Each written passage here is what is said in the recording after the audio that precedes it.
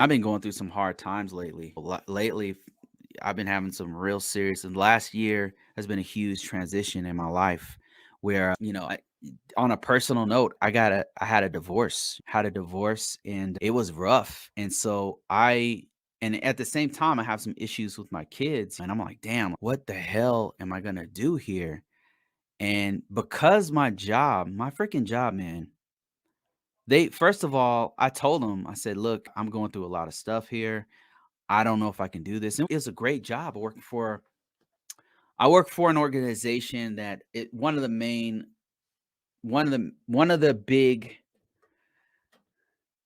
tech firms in the US who do like phones and stuff. So you can probably guess. It's probably in your head right now. So I worked for them and for about 3 years, and it was great. Like I love the people and all that stuff, but I had to travel a lot. So that was the main reason I had to leave.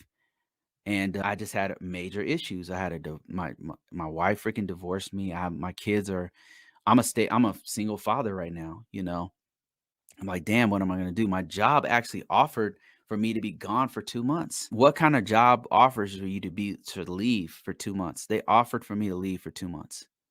And I was like, I can't. I already know like all the people I'm working with, they're we have a lot of travel. So I'm like, it wouldn't be fair to them if I'm in a slot and I can't travel. So I said, "No, yeah, I don't know if I can come back." And that's another thing is I was like, I was pretty sure I wasn't gonna come back because of the travel. And so I just told them, "No, I won't take the sabbatical. I will just quit."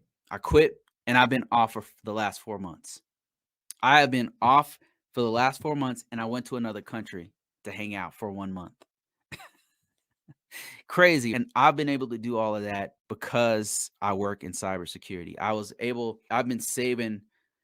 I have money saved up. I have access to money. I have a business that has a certain amount of income that comes in. So I was able to actually quit working at my job. I was not employed for 4 months. How many people can do that? And it's because I've been doing this field for so long. I've been doing it so long that I can pull in a six-figure income. I can use that six figure. I don't live off the whole six-figure income, right? After taxes, I'm still good though. So then I'm able to invest in myself, invest in my businesses, invest in stuff like this, right?